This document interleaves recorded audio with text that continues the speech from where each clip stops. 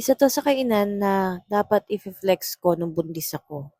Yun nga lang nung buntis ako, marami akong pending videos na hindi ko naman na-upload at hindi ko naman nagawa ng video. So, ang sarap dito guys, and bago ko manganak, isa 'to sa binabalik-balikan ko. So, their dessert, their food, their ambience, although maliit lang yung store, pero okay siya guys. Lalo yung mga desserts nila, ang sarap. So, may malawak na parking lot naman to. Nasa second floor to and just search for Crispy Papi. So, malapit din siya sa Greenbridge Subdivision, Eastwood, harap ng Gomez Grill. And i-search nyo lang to guys. I'm pretty sure makikita nyo to. So, air-conditioned yung area and kita nyo na may mga pa-designs nila, di ba? Diyos ko dahil, kailan ba ako bago mga anak? Mga April ako ng anak. Anong petsa na? 8 months na yung anak ko, magna 9 months na. Pero andito pa rin tong video na to. Grabe, pasensya na kayo. Pero as per checking, okay pa naman po at nandun pa rin naman po tong restaurant na to. Kaya naman dayuhin nyo guys. Ang sarap.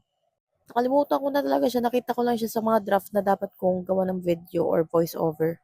Diyos ko dahil. Nagugutom tuloy ako habang bina-voice over ko to. Kapag lumabas kami ng asawa ko, kakain ulit kami sa inyo. Then, kada kain ko pa dito sa may restaurant na to, or sa kainan na to, is lagi ko siyang binibidyohan yung menu. So, may binibigyan na pamphlets yung mga staff nila. Which is siguro napapansin nila, lagi na lang to nagbibidyo at nagbipicture. Kada kumakain tong buntis na to. So, binigyan nila ako ng pamphlets, pero hindi ko naman din na-picturean din yun at hindi ko rin naman natabi.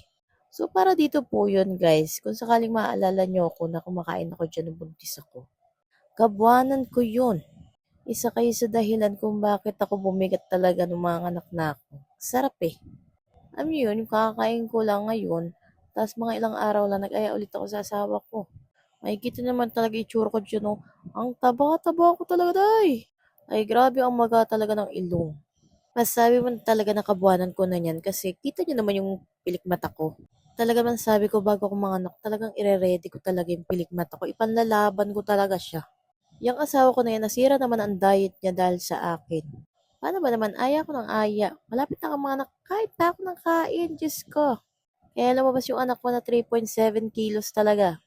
At saka doon, sa sarap ng mga desserts nila. Nakita niyo na may mga pasta, di ba? Ang sarap. So, meron silang parang 4 or 6 na tables.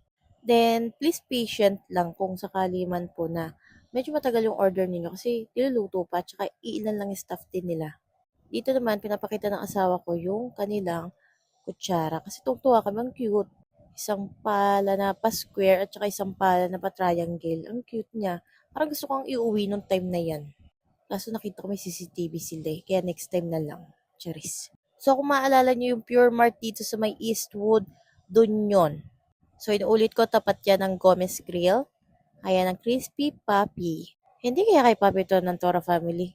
Charis, hindi ganun. O, kita nyo naman yung placards nila. Summer. Ay, Diyos ko, anong petsa na. Super late ko talaga siya na vlog. Pero masarap dyan, promise.